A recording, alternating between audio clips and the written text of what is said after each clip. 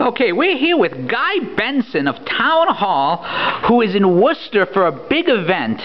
Tell us a little bit about the big event at that the Franklin Center is putting on today. Yeah, it's at the DCU Center just down the street here, I think. And the Franklin Center is teaming up with some Tea Party groups to do a training for local and regional activists on the conservative side to engage in the political process and help hold elected officials at every level accountable. And this is how to be a citizen journalist, how to help do some of the work that the mainstream media often won't or refuses to do for various reasons.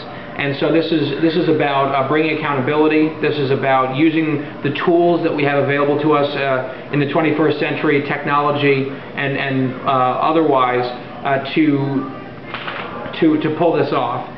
And I think it's very important because the left is excellent at this. And it's also about activism, grassroots activism, because all the money in the world isn't worth anything if you've got no ground game and you don't have people who are really willing to hit the streets and get the job done. That's sort of what we bloggers do all the time. That's right. Now, you were just on Conservatively Speaking here on WCRN. How was the appearance? Oh, it was fun. It was fun to be on with those guys, and it's great to be here in Worcester. I don't spend too much time in Central Mass, so being here in a 50,000 watt station, and I have to say it's a little weird being on a Red Sox affiliate as a Yankees fan. But it's okay. I felt okay about it. We had a great conversation for about half an hour. Had a good call or two, and some really interesting points brought up by the various co-hosts. So it was a lot of fun. I was happy to be here.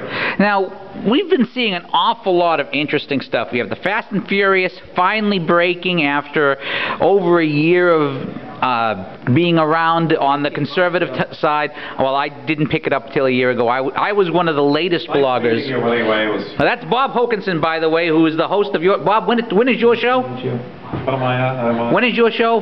5 to 7, and that's called? Yes, it's called New England's Wake Up Call. So, and remember, you can listen to that on WCRNradio.com or using TuneIn. But we were talking about Fast and Furious, just came up. You have the Obama bridal registry, which is just I literally showed it to a wedding cake maker yesterday, and they could not believe what they were seeing. Looking at their reactions, are these the reactions of a winning campaign? It doesn't look like it. I mean, if you're so hard up for cash that you're asking people getting married, the most important day of their life, to give up their wedding gifts, and in lieu of that have donations sent to Obama.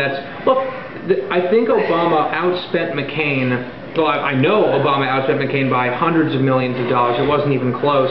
In some swing states, it was a 7 or 8 to 1 ratio of spending, which the left complains about when conservatives have the advantage, like in Wisconsin, that, oh, this is terrible money in politics. When it's Barack Obama beating John McCain with a club monetarily in 2008, that's just great for democracy.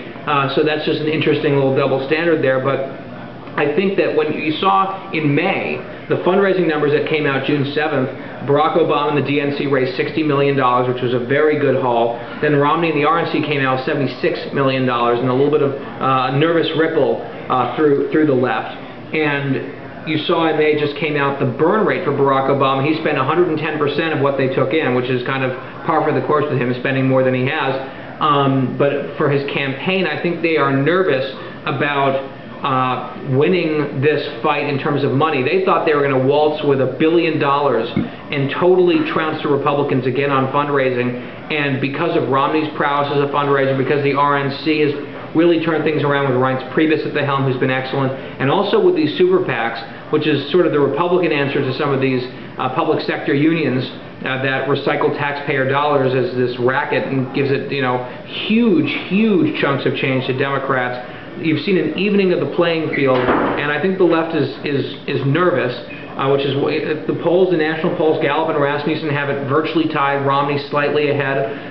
Some other national polls have Obama slightly ahead. The swing state polls are close. Michigan looks like it's If Michigan and Wisconsin are in play, I've been saying for a long time, right through them, they're demoralized as hell. If you got Michigan and Wisconsin in play, there's disaster looming. But Guy, I know you have to head to the DCU Center. Quickly, where can people find you both online, on the air, in print? find on the internet, etc.? All right, so I'm the political editor for townhall.com, so most of my work appears at Town Hall. Often it's on that front page. I know a lot of grassroots conservatives have been going to Town Hall for many years. So remember, author Katie Pavlich there, who wrote the only book on Fast and Furious. Her office is right next to me. She and I get along very, very well.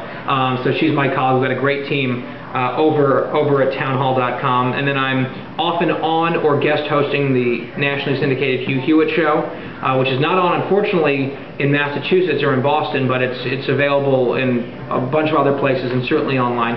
And then I'm on, Fox and MSNBC and those types of things with some regularity. And the best way to follow what I'm writing, what I'm thinking about, when appearances, is to just follow me on Twitter, which is @GuyP.Benson. All right, well, Guy, thank you very much for being around, and it's great to see a Twitter person that we follow back and forth, but you don't see them in person often. Exactly. So you take care, and we'll see you down at the DCU Center. Thanks.